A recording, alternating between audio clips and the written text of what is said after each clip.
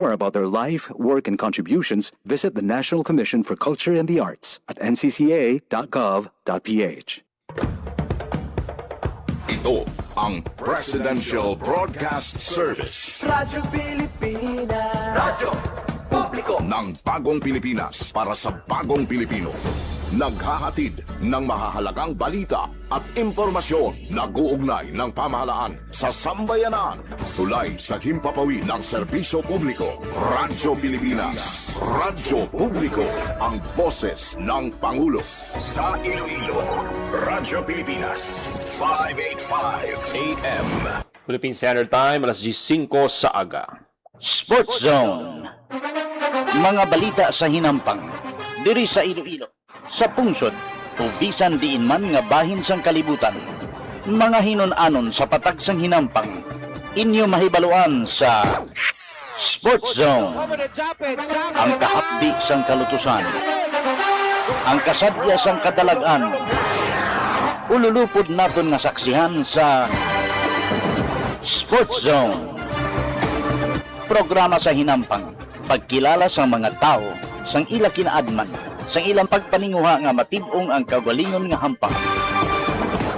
Sports Zone. Yari ang inyo Sports Zone host, Joseph Paul Noblesa Tarosa.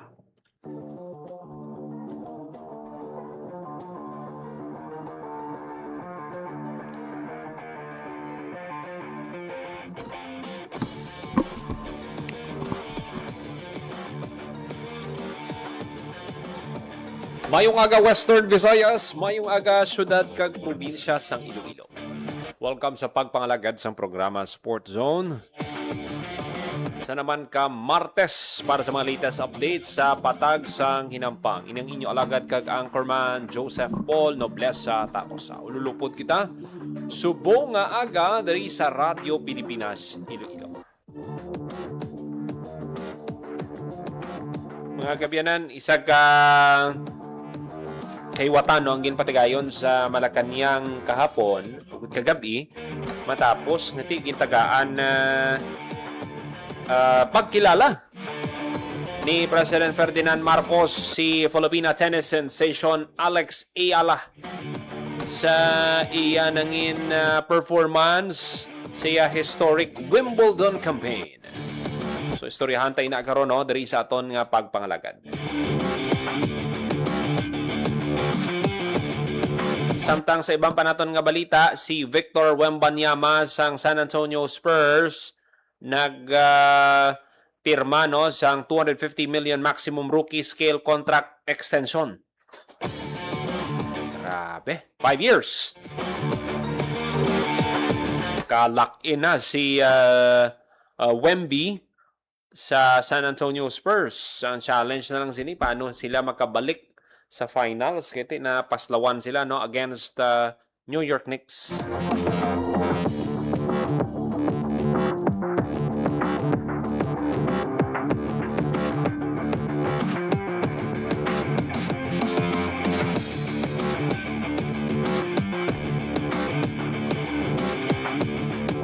Samtang si People's Champ Manny Pacquiao mga kabyanan, why pa nag-give up sang rematch nila, no? Why pa siya masiling naton na why pa siya nag-give up sa sining mga negosasyon matapos ngati na postpone ini. Ako nagapati ko nga ano na lang niya, why na niya sang plano si Floyd yang mag-encuentro kay Pacquiao. Kay kung desidido ka, siya na mismo yung mahingabot kay Pacquiao pero hindi mo makita nga ma-encuentro ni siya kay Pacquiao.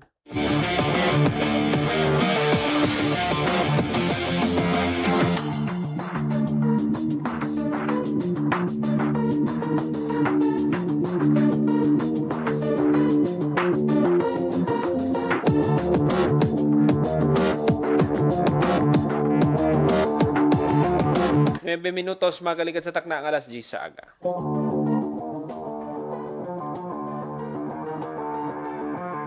Sana siling na naton mga kabyanan si President Ferdinand Marcos Jr. Ginpanginbolahan si Filipina tennis sensation Alex Ayala. The reminder of what Filipinos are capable of. Tuod gid na iya. Magapatigid ko ning ang talento sang Pinoy pang international world class mga kamyanan. Suno kani sa presidente ang 21 anyos has become a source of national pride both for her success and the way she represents ang Pilipinas. Mga kabila, mainit nga ginbato no, ni President Marcos si Yala sa Malacanang sang gabi following her historic Wimbledon campaign. Si President Marcos, nagtuad nga diehard fan siya ni Alex, embodies the best qualities of the Filipino people. Suno kay President Marcos, you have brought such pride to the Philippines, to the Filipinos, and not only because of your success, but also because of the grace with which you handle that success. Show the greatest, best qualities of Filipinos, so you remind us why we are a great race. Pati kita sina mga kabyanan. Amunin ginasiling ko sa inyo nga balantang kilala ang volleyball, kilala nga sports sa bilog kakalibutan ng volleyball, basketball, football. Pero sa mga individual sports, nagapati ako nga diri dapat mag-focus ang mga Filipino athletes naton. Tutuod ginaya. Weightlifting, ginpakita ni Heidelin Diaz. Sa gymnastics, Carlos Diulo. May mga nagasunod pa nga mga utod niya nga magahampang man. Kagti sa tennis, si Alex Ayala. Sa chess, kadamo sang mga national masters naton, grandmasters. Nga nagapakita man sang ila abilidad. Pila pa lang edad nila ya, nang ilang title, no? International Master, FIDE Master, National Master. Amo na yung mga titles sa chess naman. Pero para malabot mo hindi man basta-basta nga training, pokpokanay man. Amo niyang ginaobra ni Alex. Mga kabyanan, pila nakatuig ining pagsunod naton sang karera ni Alex kag makita mo gidyang pagsaka sang hampang niya.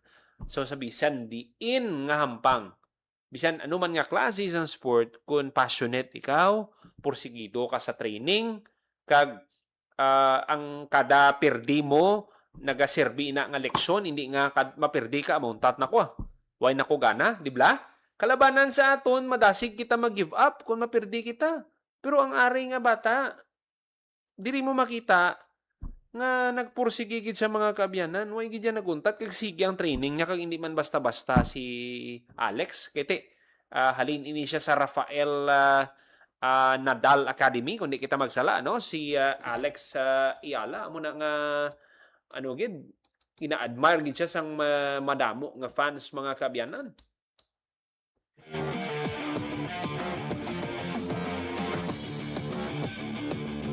Sakto, Rafael Nadal Academy. So dira nagtraining si Alex Ayala. Amugid man na pinaka-importante gid para sa pag-umpisa sang karera sang isa ka athlete is magpili gid sang mentor, coach nga kalidad. Tutuod gid na kalidad dapat nga coach. Magsiling kita nga kalidad nga amo na siya ang maga-guide sa imo, magatudlo sa imo sang mga dapat mo matun-an sa hampang para nga mag-level up or mas makilala kapag makakumpit kapag hindi lang ya sa lokal nga level kundi sa international man nga mga kompetisyon.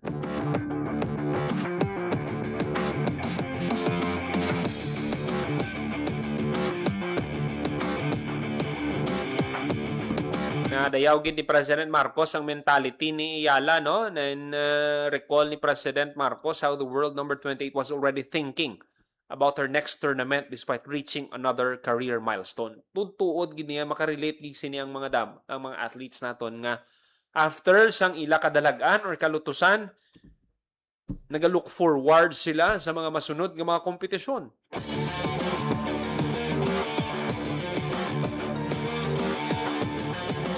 Happy si Alex, pero nagsiling ini siya nga that doesn't mean nga satisfied siya.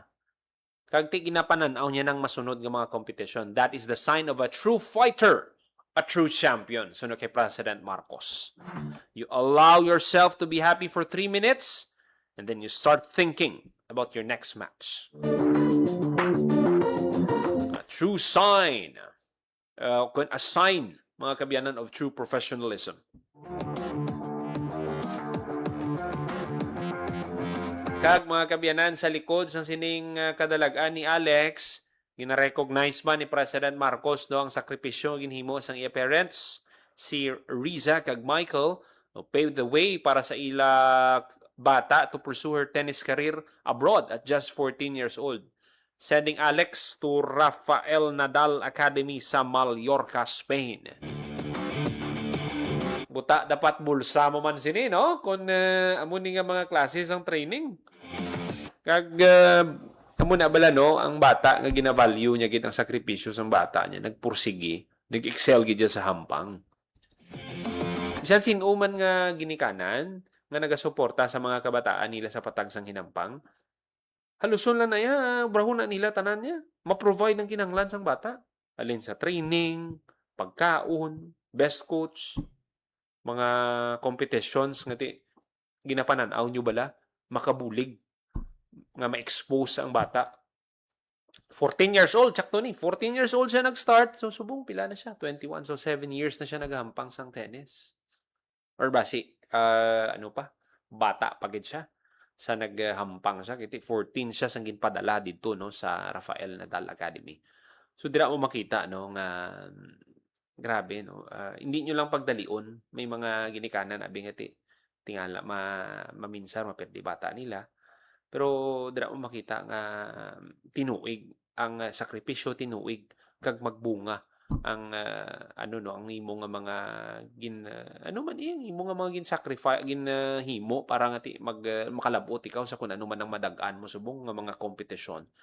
Suno gani kay President Marcos ari I can just imagine the sacrifices that you made to see your girl off when she was 14 years old, yet you did it because of your belief in Alex.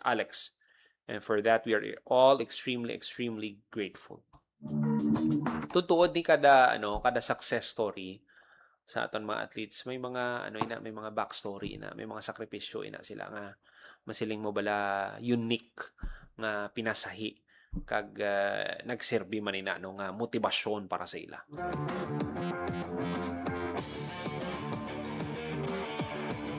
Happy gid si Alex, no?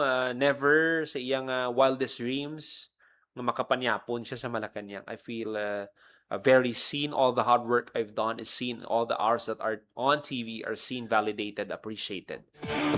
Nami ning boost para sa isa ka athlete. And I hope no si President Marcos makitaan man ng iban pagid nga mga sports. Kay para nga ma-boost man ang moral sa mga athletes ta. Hindi lang sa tennis, no, kundi hindi man sa basketball or sa anuman nga klase sa hampang. Dapat suportahan gid kay nagahatag gid ina sang dungog. Kag naga-inspire ka gid damo gid nga mga athletes, mga kabataan ang ma-inspire ni Alex ini tiyang pamangkot lang. May mga nagapamangkot may karta kami bala nga ikasarang sina. Kung ano lang anay ang kaya nyo, mangin resourceful lang anay. Amo na ang tip ko, no, sa aton nga mga athletes, sa mga parents ngati may mga masiling ngati ang iba na mambal ngati. Si Alex suportado damo man sila guro kwarta mo na ngati napadala. Tiyang pamangkot naman sina kung sa inyo nga kapasidad, anong pwede nyo mahimo? Kumbaga, mangin resourceful lang ka mo, no? Inatamyaw ko anay, no? Sang maayong aga, akon nga amigo, no? Suki naton nga tagpalamati. Watching from Leyte, amigo Austin Montaño.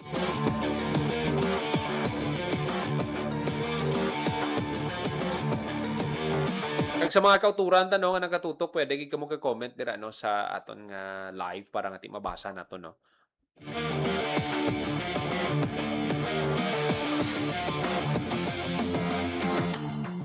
Mga kabyanan, si Alex para sa ihibalo sang aton nga mga tagpalamati. Si Alex ang first Filipina nga maka-reach sa 4th rounds ng Wimbledon earlier this month. Before climbing to a career high world number 28, the highest WTA singles ranking ever achieved by a Filipina.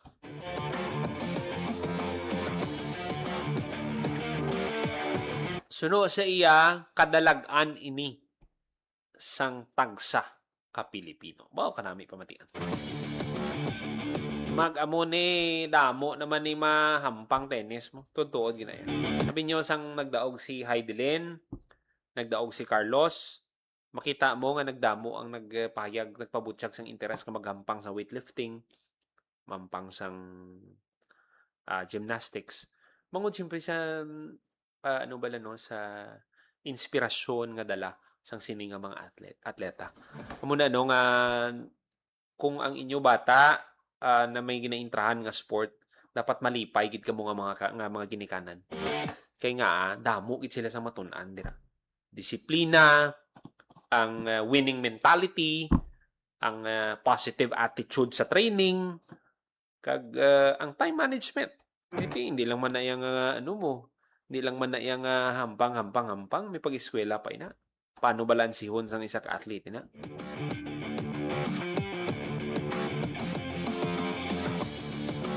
Si Alex reaffirmed man ang iya commitment nga dalon ang Philippine flag wherever her career takes her.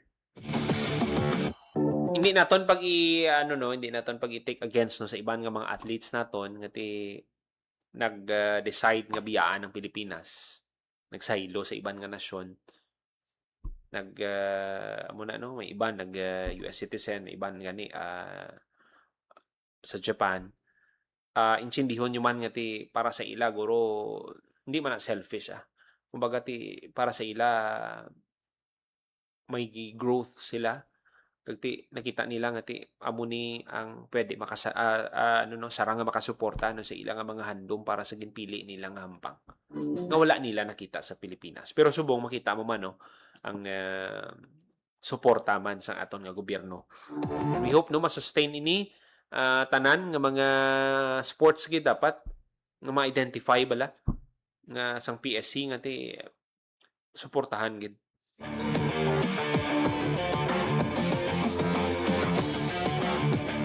Congratulations gid kay Alex Ayala kag nalipay gid ang Malacañang sa nangin kontribusyon ni Alex sa iya nangin performance sa patag sang tennis.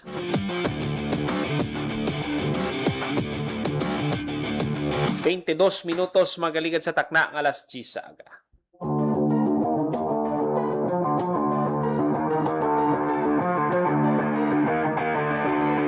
Sa ibang panaton nga balita, mga kabiyanan, ang rematch between Manny Pacquiao kag Floyd Mayweather Jr. has been shelved indefinitely. Aging confirm ini sang kampo ni Pacquiao ara dito subong si Pacquiao sa Los Angeles. After after sang nagstay dito si Pacquiao after sang wedding man sang iyang eldest son nga si Jimwell. Ang 12-round non-title bout schedule kung tani sa September 25 sa T-Mobile Arena sa Las Vegas, pero may mga recent legal action naging himo na ang kampo ni Pacquiao against Mayweather. May mga may mga nakasugtan na may mga pinirmahanay na Pero ang ginalantaw basi pwede pa ma-move or sa 2027.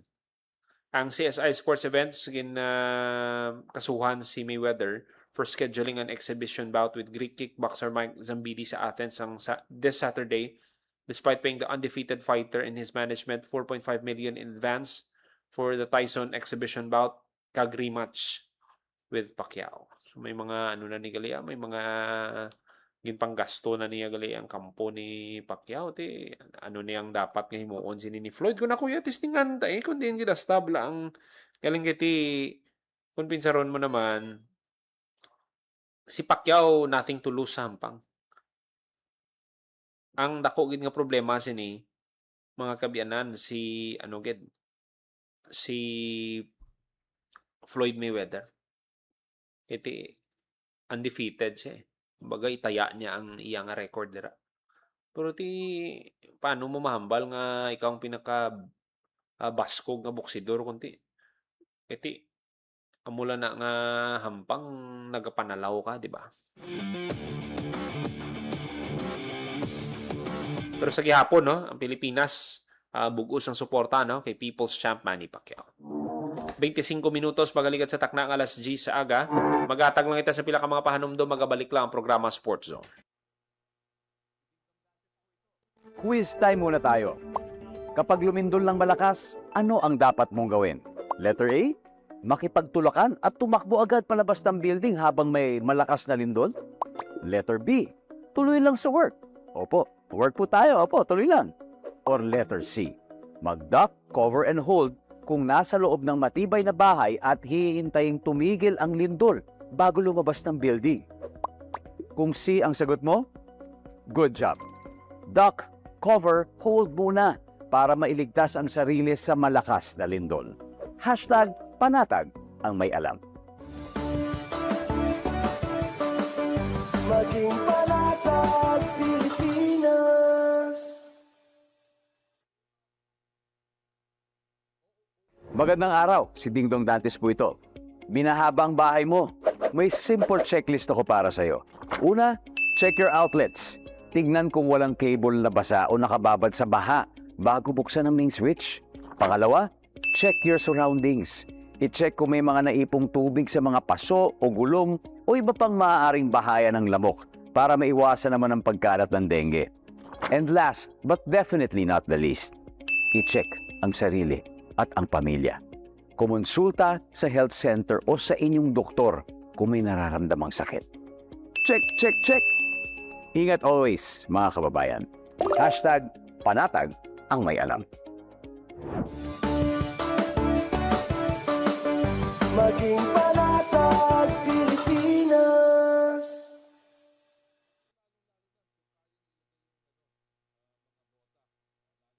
Magandang araw, si Dingdong Dantes po ito. O, tignan nga natin kung gaano ka kahanda sa landslide. Isang araw, habang nanonood ka ng TV, narinig mo may dumadagungdong na landslide sa likod ng inyong bahay. So ano ang gagawin mo? A. Pipiliting lumabas kahit na delikadong mabagsakan ng bububuong lupa. Or B. Wapakels, ituloy lang ang panonood ng TV. C. Magtago sa ilalim ng lamesa o sa matibay na parte ng bahay. Ibaluktot ang katawan at protektahan ang ulo. Kung siya ang sagot mo, congratulations! Alam mo kung paano iligtas ang sarili sa oras na magkaroon ng landslide. Dahil hashtag panatag ang may alam. Maging panatag Pilipinas. Magandang araw, si Dingdong Dantes po ito. Basta sinabing Pilipinas, isa sa una nating naiisip ay ang magagandang beach sa ating bansa. Andyan ang Boracay, El Nido, Panglao, nako, nakakamiss tuloy ang dagat. Pero what if habang nasa dagat ka, biglang lumindol ng malakas na halos hindi ka na makatayo? Tapos, biglang umurong ang tubig ng dagat na para bang napakabilis na nag-low tide? Tapos maya-maya pa may narinig kang kakaibang tunog na para bang may papalapit na malaking alon sa'yo. Hep, hep, hep, alam ko nakakapanik. Pero, lumikas ka na agad at tumakbo sa mataas na lugar o papalayo sa dagat. Dahil, kapag naranasan mo ang mga senyales na ito, ibig sabihin, may paparating na tsunami sa lugar nyo. Hashtag panatag ang may alam. Maging panatag Pilipinas.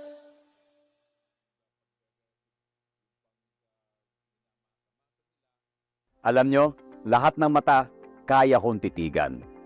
Puwera lang mata ng bagyo. Kaya sa tuwing hinahagupit tayo ng bagyo, tandaan ang listen, lock, and leave.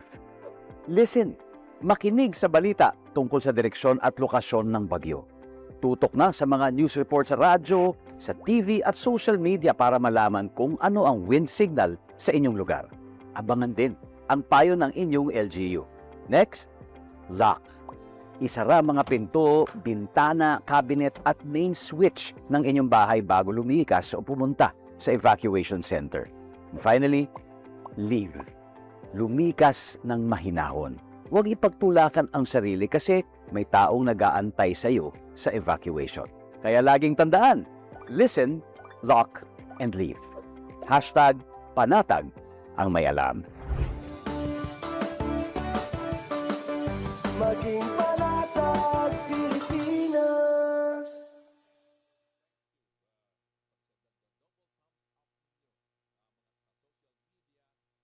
Hi, si Ding Dong Dantes po ito. Pahiram lang ako ng 1 minuto mo.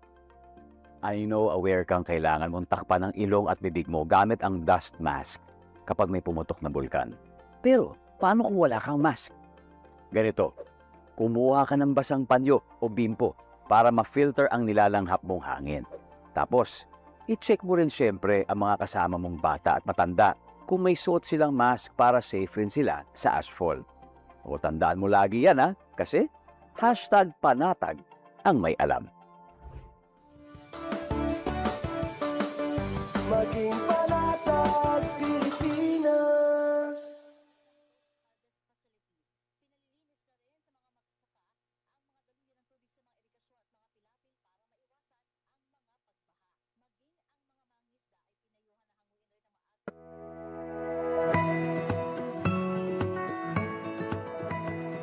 Sa isang bagong Pilipinas, hindi dapat makamba ang pamilyang Pilipino sa mga bayarin sa ospital. Kaya naman sa Zero Billing Policy, libre ang inyong paggamot sa lahat ng mga Department of Health hospitals. Mapa-inpatient, outpatient, o emergency services. Isama na rin ang mga mamahaling gamot, lab tests, therapy, at marami pang iba. Libre ang inyong paggamot. Ang pangangalaga sa kalusugan ng mamamayan ay ang ating pangunahing tungkulin dahil ang serbisyong medikal ay karapatan at hindi dagdag pasanin.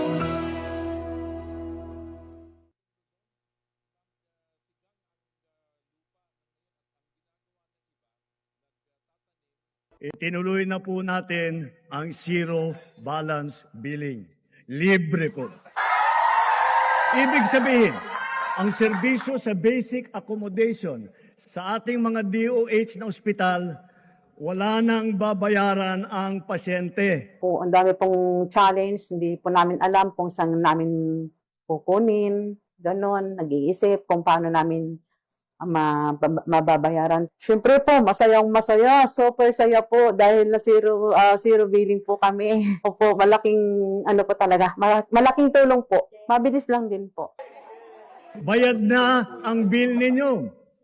Uulitin ko, wala nang kailangan bayaran ng pasyente basta sa DOH Hospital dahil bayad na po ang bill ninyo. Naiyak ako kasi sobrang saya. Maraming salamat po, Mr. President Bongbong Marcos Jr. Hindi kami nagkamali ng taong ihinalal.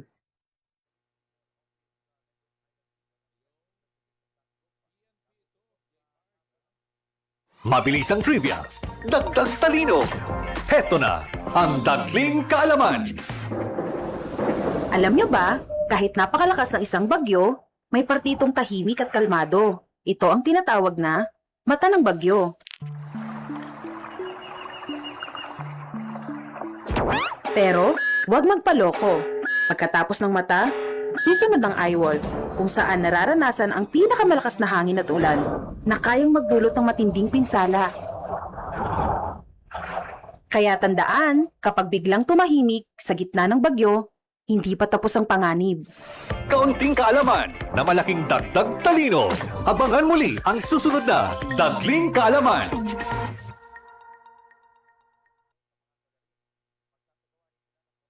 Magandang araw, si Ding Dong Dantes po ito.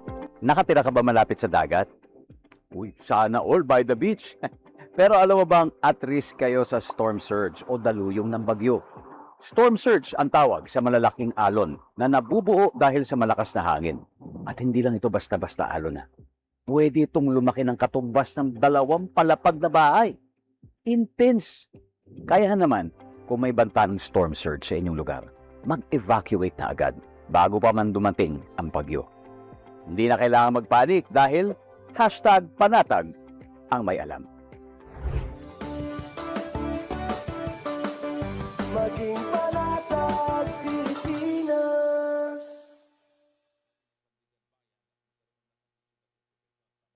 Magandang araw, si Dingdong po ito. Tagbagyo na naman, kaya tara samahan niyo kung i-remind ang mga kababayan nating magsasaka at mangingisda. Say aha. A for ani. Hanggat maaari, anihin na natin ang mga pananim para hindi tumasayang sakaling bahain ang inyong taniman. Next, H. Hayop. Ilikas natin sa mataas na lugar ang mga alagang hayop tulad ng baboy, kambing, baka at iba pa. Huwag rin kalimutan ang pets natin, ha? At A for alon. Paalalahanan ang mga kapamilya nating mangingisda na huwag na munang pumalaot. Say it with me.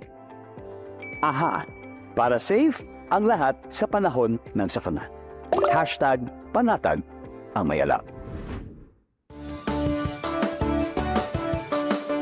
Maging panatag, Pilipinas.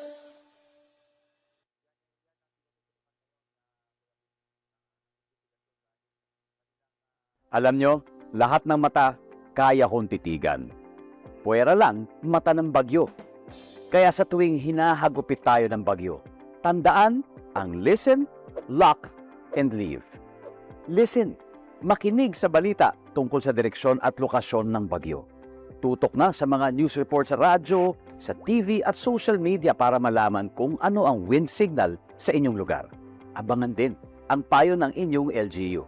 Next, lock. Isara mga pinto, bintana, cabinet at main switch ng inyong bahay bago lumikas o pumunta sa evacuation center. And finally, leave.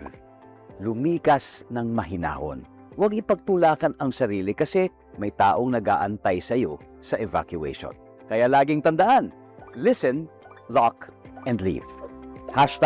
#panatag ang may alam.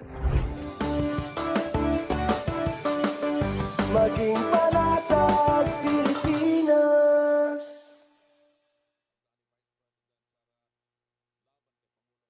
Hi, si Dingdong Dantes po ito. Nagsusulat ako ng script para sa isang pelikula ngayon. Tulungan mo naman ako sa scene na ito. So imagine exterior. Tapos, kalsada sa tabi ng bundok. Umaga. Tapos, malakas ang ulan. Sobrang lakas ng ulan. Madulas ang kalsada. Nagmamaneho ngayon ng kotse si Eric habang iniisip niya ang sinabi sa kanya ni Pilar.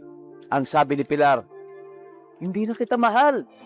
Pero naisip ni Eric na balikan si Pilar, so inikot niya ang sasakyan. Kaso, nako, bago pa makatawid ng tulay, nakita ni Eric na gumuguho ang lupa sa dinadaanan niya. May landslide. So, itutuloy ba kaya ni Eric ang pagtawid sa tulay kahit na may landslide? Ano sa palagay nyo? Kung hindi ang sagot mo, magaling. Kaya sa mga kapwa ko driver dyan, beware of your surroundings kapag may pagguho ng lupa. At kung may landslide, huwag na huwag tatawid sa mga tulay. So, babalikan ba ni Eric si Pilar? Abangan sa susunod na kabanata. #panatag ang may alam. Maging panatag. Magandang araw, si Dingdong Dantes po ito. Sakaling magkaroon ng landslide sa inyong lugar at kinakailangan yung lumikas, huwag munang babalik agad sa bahay ng walang go signal ng mga otoridad. Hintayin ang abiso nila kung ligtas nang bumalik ng inyong bahay. I-report ka agad kung may nawawalang kamag-anak, kaibigan, or kakilala na baka na-trap dahil sa landslide. Kapag nakabalik na sa bahay, i-check ang mga pundasyon nito kung may sira o ligtas pa bang tirhan. I-report sa otoridad ang anumang nasirang cable ng kuryente o naputol na mga linya ng tubig para agad na maaksyonan. Kahit natapos na ang sakuna, kailangan pa rin tayo mag-iingat, ha? #panatag ang may alam. Maging panatag, Pilipinas. 39 minutos magalikat sa taknang alas 10 sa aga pa rin kamo nagkapamati diri sa Gyapon sa programa Sports Zone. Sa iban pa naton nga balita mga kaabyanan, muna ning ginabantayan no sang tanan ang FIFA World Cup 2026. Ilang ka mga updates no. Semifinals na after pila ka bulan nga hinampanganay. We are down to 4 teams na lang. Kabiyanan, boss, alas 3 sa kaagahon ang hampang sang France kontra Spain kag England kontra Argentina.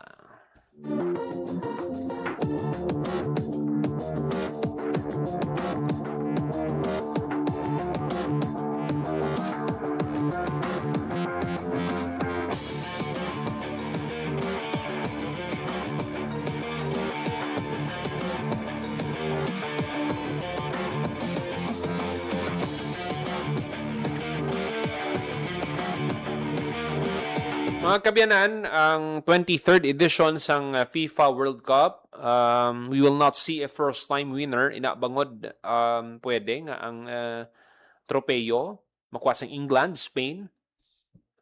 Ang England, nakaagi na daog.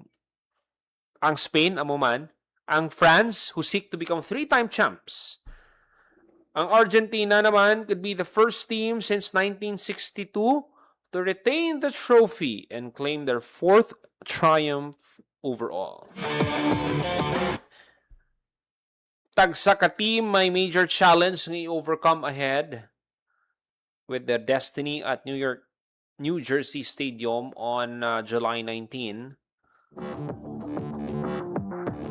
So amuni, there are 4 possible fixtures, a mouth-watering cross-Chanel clash between England and France.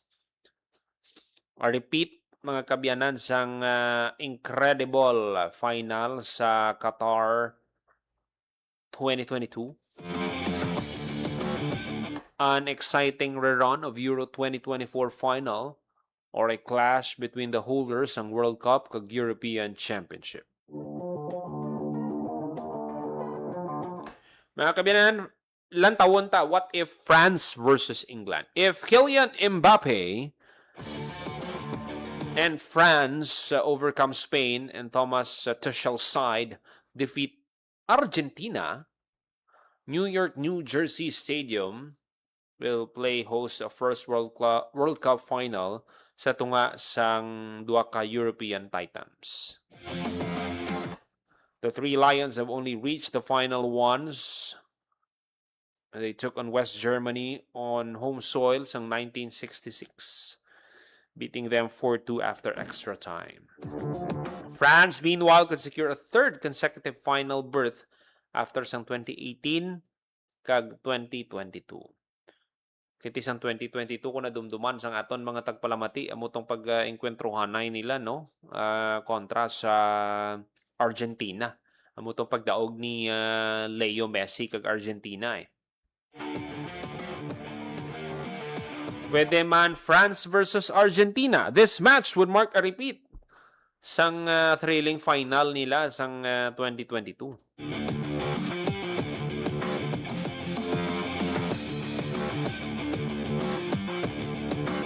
Pwede man Spain versus England.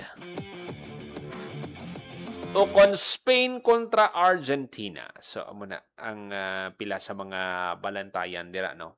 Kag sa mga fans dira sang football, abi sinong gusto nyo ma-inkwentrohanay sa finals? Amo ni ang ginabantayan na gid kiti after pila ka bulan no nga hinampanganay sang 32 ka teams, 4 na lang ang nabilin. Buwas no mag-umpisa na ang semifinals. Best of luck gid sa 4 ka teams no nga nabilin sa FIFA World Cup nga naga-compete pa tubtob subong. 44 minutos magaligat sa takna ng alas 10 sa aga.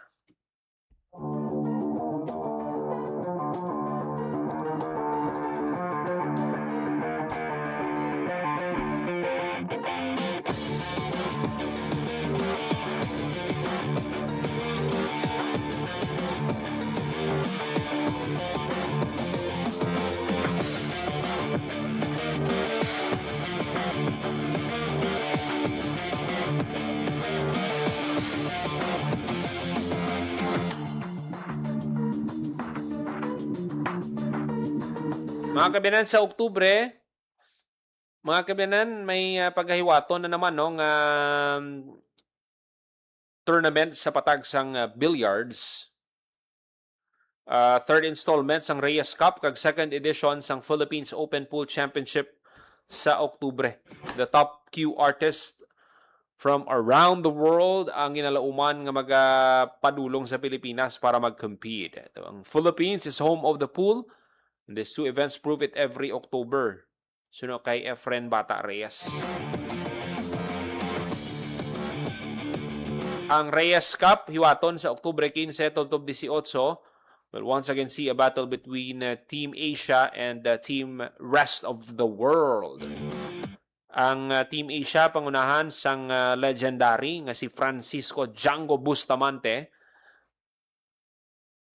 Ngati, gin pangunahan sining squad, bannered by AJ Manas, Aloysius Yap, kag local bets Carlo Biado, kag Johan Chua, para nga makuha ang 11-3 victory sang last year's staging. Helping Team Rest of the World this time, mga kabinan, si The Kaiser Ralph Suket with the German great serving as captain. Tapos ang Philippines Open Pool Championship naman, hiwaton sa Oktubre 20 tubtob 24. Ang defending champ, si David Alcaides ng Spain. 128 players ini, no? 128-man single elimination tournament. Sadya gid ini kay damo nga mga baskugan sa patagsang billiards, sa patagsang pool ang magahampang sa Metro Manila. So best of luck gid sa mga teams or sa mga players, no, nga magapasakop.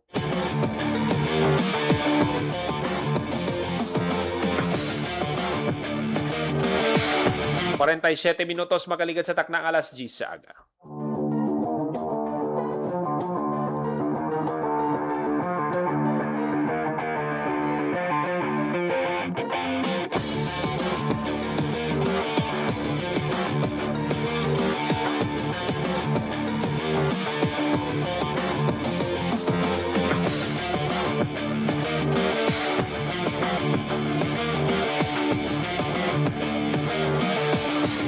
Sa ibang tapang nga balita, mga kabiyanan, ang Titan Ultra sa PBA magapangatubang sang 50,000 fine kung magpadayon sila nga magahampang nga wala sang import sa masunod nga hampang. Duha na ini kasunod nga hampang nila, no, nga wala sila sang import.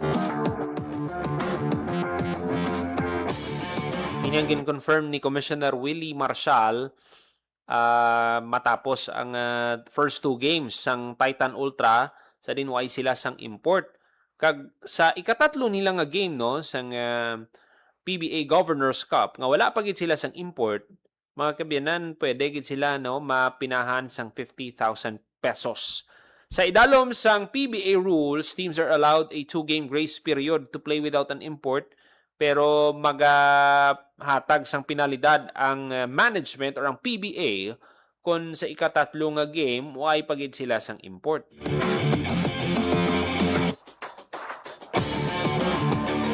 Okay, ang first game nila blowout kontra sa Converge 105-74. Kag sa isa pagid kahampang, mga kabyanan, perdi man sila, mga kabyanan. Kaduha gid sila mapirdi. Amo na nga amo nang dapat gid nga preparahan sang Titan Ultra. Or basi nga may kung may nakuha kita nga information sini nga ila import sini do na alang-alang, amo na nga way makahampang. Pero ka gid ya, biya gid ya ang biya gid ya ang team nga wala sang import. Labi na, no, Governors Cup, mga kabyanan. Ang amuni nga konferensya may import gid, okay lang na kon all Filipino, pero kon may import nga conference kag wala ka mo sang import, bisan ano pa nakabaskog ang imo dira nga lineup, maayaw-ayawan gid na ya.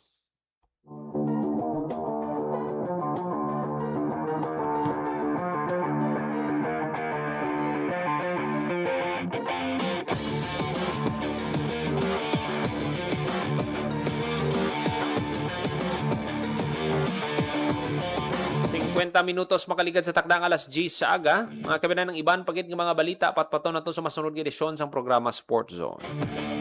Ginapasalamatan tang aton mga kaupdanan sa technical side sa studio, Mr. Rochelle Jones Otahero sa transmitter, Mr. Jeffrey Betita para sa Bagong Pilipinas, Joseph Paul Noblesa Tarosa, Radyo Pilipinas, Radyo Publiko.